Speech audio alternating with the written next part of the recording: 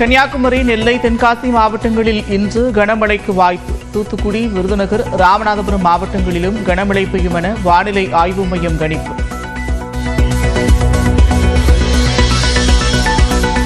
தஞ்சை மாவட்டத்தில் 2வது நாளாக பரவலாக மழை.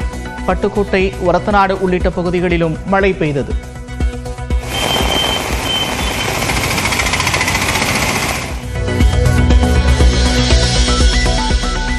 திருவாரூர் மாவட்டம் ஓகைப்பேரையூரில் கனமழையால் பாதிக்கப்பட்ட 10,000 ஏக்கர் பச்சை பயிறு சாகுபடி. வயல்களில் தேங்கிய தண்ணீரால் பழுப்பு நிறத்தில் மாறிய செடிகள். நாகை மாவட்டத்தின் பல பகுதிகளில் தொடரும் மழை. அறுவடை செய்த நெல்களை தார்ப்பாய் கொண்டு மூடி பாதுகாக்கும் விவசாயிகள். மழையால் குற்றாலத்தில் அனைத்து அருவிகளிலும் வெள்ளப்பெருக்கு. சுற்றுலா பயணிகள் குளிக்க தடை.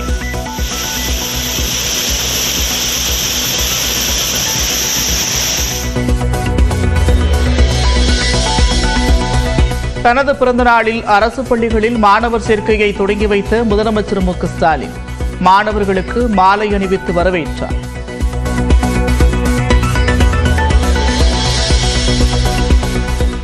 தனது பிறந்த நாளை ஒட்டி அண்ணா கருணாநிதி நினைவிடங்களில் முதலமைச்சர் மு.க.ஸ்டாலின் மரியாதை.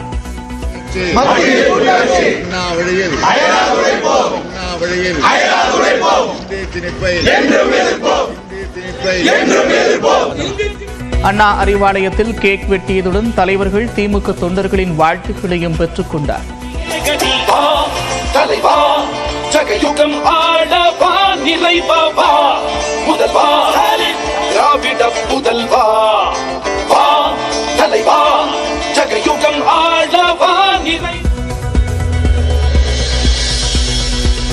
கோவை செல்வபுரத்தில் இளைஞர்கள் போதை ஊசி செலுத்திக் கொள்ளும் அதிர்ச்சி வீடியோ காட்சிகள். இருவரை கைது செய்த காவலர்கள் விசாரணை.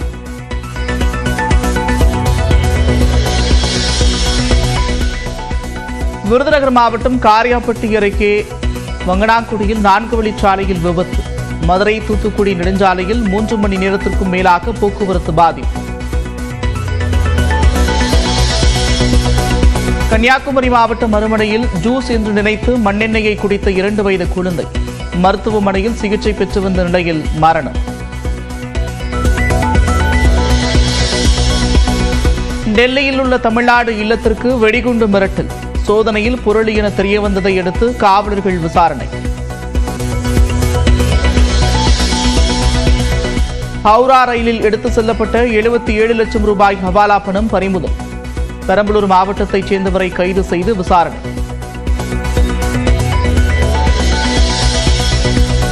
சிவகங்கை மாவட்டம் திருப்பத்தூர் அருகே ஆவணிப்பட்டியில் மீன்பிடி திருவிழா. 30க்கும் மேற்பட்ட கிராம மக்கள் பங்கேற்றனர்.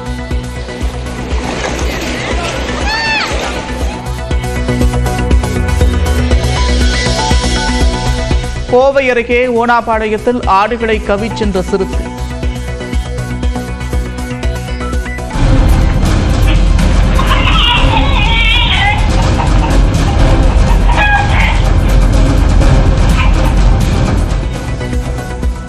கூண்டு வைத்து சிறுத்தையை பிடிக்க பொதுமக்கள் கோரிக்கை. சிவகங்கையில் செய்தித்தாளில் வடை வழங்கிய கடைக்கு 1000 ரூபாய் அபராதம்.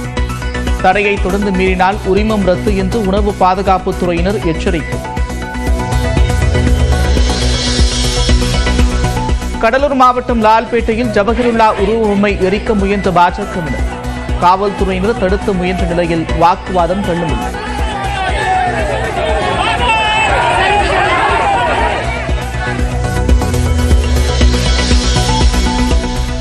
உத்தராகண்டில் பனிச்சரிவில் சிக்கிய 55 பேரில் மேலும் 17 பேர் மீட்பு. ஒருவர் உயிரிழந்திருப்பதாகவும் அறிவிப்பு.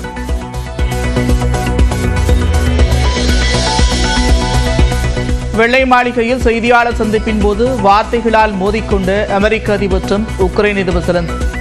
துணை அதிபரும் சீண்டிய நிலையில் கனிம வளம் தொடர்பான ஒப்பந்தத்தில் கையெழுத்திடாமல் சீற்றத்துடன் வெளியேறிய உக்ரைன் அதிபர்.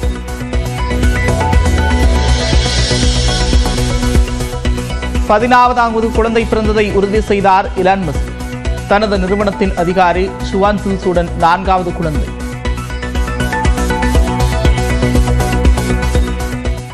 கன்னியாகுமரி, விருதுநகர் உள்ளிட்ட 6 மாவட்டங்களில் இன்று கனமழைக்கு வாய்ப்பிருப்பதாக வானிலை ஆய்வு மையம் தெரிவித்திருக்கிறது. பூமத்திய ரேகையை ஒட்டிய கிழக்கிந்திய பெருங்கடல் மற்றும் அதனை ஒட்டிய தென்மேற்கு வங்கக்கடலில் இருந்து மாலத்தீவு வரை வளிமண்டல கீழடுக்கு சுழற்சி நிலவுவதாக வானிலை ஆய்வு மையம் குறிப்பிட்டுள்ளது. இதனால் தென் தமிழ்நாட்டின் அநேக இடங்களிலும் வட தமிழ்நாட்டின் ஒரு சில இடங்களிலும் இன்று இடி மின்னலுடன் கூடிய மிதமான மழை பெய்யக்கூடும் என்றும் கணிக்கப்பட்டுள்ளது. குறிப்பாக கன்னியாகுமரி, திருநெல்வேலி, தென்காசி, தூத்துக்குடி, விருதுநகர், ராமநாதபுரம் மாவட்டங்களில் இன்று கனமழைக்கு வாய்ப்பிருப்பதாகவும் கூறப்பட்டுள்ளது. இதன் தொடர்ச்சியாக நாளை தென் தமிழ்நாட்டின் ஒரு சில இடங்களிலும் வட தமிழ்நாட்டின் ஓரிரு இடங்களிலும் மிதமான மழை பெய்யக்கூடும் என வானிலை ஆய்வு மையம் தெரிவித்துள்ளது. சென்னை நகரின் ஒரு சில பகுதிகளில் லேசான மழை பெய்ய வாய்ப்பிருப்பதாகவும் காலை நேரங்களில் பனிமூட்டம் காணப்படும் என்றும் கூறப்பட்டுள்ளது. உத்தராகண்ட் மாநிலம் சமோலியில் பனிப்பாறை சரிவில் சிக்கியவர்களில் 16 பேர் இன்று மீட்கப்பட்ட நிலையில் 4 பேர் உயிரிழந்திருக்கின்றனர். சீனா எல்லை அருகே உள்ள மானோ கண்வாய் பகுதியில் எல்லைப்பகுதி சாலையில் அமைப்பு திட்டத்தின் கீழ் சாலை அமைக்கும் பணி நடைபெற்றது. அப்போது ராட்சத பனிப்பாறை சரிந்து விழுந்ததில் சாலை அமைக்கும் பணியில் ஈடுபட்ட 55 பேர் கொண்டு சிக்கிக் கொண்டனர். தகவலறிந்து விரைந்த ராணுவ வீரர்கள் மற்றும் தேசிய பேரிடர் மீட்புப் படையினர் மீட்புப் பணிகளில் தீவிரம் காட்டினர். எல்லை சாலையில் அமைப்பைச் சேர்ந்த 3 பணியாளர்கள் நேற்று பாதுகாப்பாக மீட்கப்பட்ட நிலையில் இன்று காலை 16 பேர் உயிருடன் மீட்கப்பட்டனர். அதில் படுகாயமடைந்தவர்கள் கவலைக்கிடமான நிலையில் மருத்துவமனையில் அனுமதிக்கப்பட்டுள்ளனர். 4 பேர் சிகிச்சை பலனளிக்காமல் உயிரிழந்திருப்பதாக இந்திய ராணுவம் உறுதி செய்திருக்கிறது.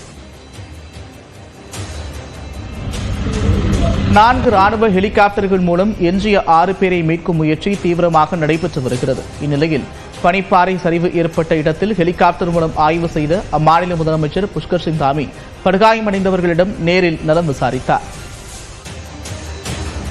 அமெரிக்க அதிபர் டொனால்டு டிரம்புடனான சந்திப்பின் போது கடும் வாக்குவாதம் ஏற்பட்டதால் யுக்ரைன் அதிபர் ஜெலன்ஸ்கி கனிமவள ஒப்பந்தத்தில் கையெழுத்திடாமல் புறக்கணித்து சென்றார். டிரம்ப் ஜெலன்ஸ்கி வார்த்தை மோதலுக்கு பிறகு ஐரோப்பிய நாடுகள் யுக்ரைனுக்கு ஆதரவு கரம் நீட்டியுள்ளன. What kind of diplomacy, JD, you are speaking about? You're in no position to dictate what we're going to feel. If you didn't have our military equipment, this war would have been over in 2 weeks.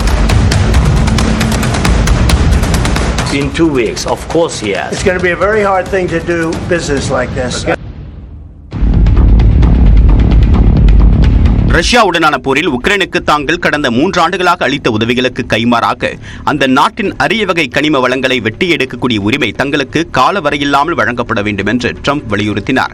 இது தொடர்பாக பொருளாதார ஒப்பந்தத்தில் கையெழுத்திடுவதற்காக அமெரிக்காவிற்கு வருகை தந்த ஜெலன்ஸ்கியை வெள்ளை மாளிகையில் அதிபர் ட்ரம்ப் வரவேற்றார். பிறகு செய்தியாளர்கள் முன்னிலையில் பேச்சுவார்த்தையின் போது அமெரிக்காவின் துணை அதிபர் JD வான்ஸ் ரஷ்யாவுடன் போரிடுவதற்கு உக்ரைனில் ஆண்கள் இல்லை என்று தெரிவித்ததால் கோபமடைந்த ஜெலன்ஸ்கி தங்கள் நாட்டிற்கு வந்து பார்க்குமாறு அழைத்தார். What kind of diplomacy, JD, you are speaking about? What do you mean? I'm talking about the kind of diplomacy that's going to end the destruction of your country. Yes, but if you Mr. President, with respect, I think it's disrespectful for you to come into the Oval Office and try to litigate this in front of the American media. Right now, you guys are going around and forcing conscripts to the front lines because you have manpower problems. You should be thanking the President for trying to bring an end to this conflict. இருவருக்கும் இடையிலான வாக்குவாதம் அதிகரிக்கவே அதிபர் Trump குறுக்கிட்டு அதிபர் ஜெலன்ஸ்கியை பார்த்து America என்ன உணரப்போகிறது என்று கட்டளையிடக்கூடிய நிலையில் நீங்கள் இல்லை என்று கடுமையான வார்த்தைகளால் குறிப்பிட்டார். 3ஆம் உலகப் போருடன் சூதாட்டம் செய்வதாகவும் ஜெலன்ஸ்கியை ட்ரம்ப் நேரடியாக குற்றம் சாட்டினார். Everybody has problems, even you, but you have nice ocean and don't feel now, but you will feel it in the future. God bless. You don't know that. God bless. God bless. You will not have war. Don't tell us what we're going to feel. We're trying to solve a problem. Don't tell us what we're going to feel. I'm not telling you. Because you're in no position to dictate that. That's Remember exactly this. You're in no position to dictate what we're going to feel. You're playing cards. You're gambling with the lives of millions of people. You're gambling with World War III. You're gambling with World War III. And what you're doing is very disrespectful to the country, this country. முன்னாள் அதிபர் Joe பைடனை முட்டாள் என்று குறிப்பிட்ட Trump அமெரிக்காவின் ஆயுத தளவாடங்கள் இல்லை என்றால் இந்த போர் 2 வாரங்களில் முடிந்திருக்கும் என்றும் காரசாரமாக கூறினார். We gave you, through this stupid president, $350 billion. We gave you military equipment, and your men are brave, but they had to use our military. What about West? If you didn't have our military equipment, if you didn't have our military equipment, this war would have been over in 2 weeks. In 3 days, I heard it from Putin. In 3 days, this is something maybe new. Less. In 2 weeks, of course, yes. It's going to be a very hard thing to do business like this. அமெரிக்காவை அவமதிப்பதாகவும் நீங்கள் எங்களுக்கு நன்றியுடன் இருக்க வேண்டும் என்றும் தொடர்ந்து கூறியதால் அதிருப்தியடைந்த Zelensky பேச்சுவார்த்தையை மேற்கொண்டு தொடராமல் புறக்கணித்தார்.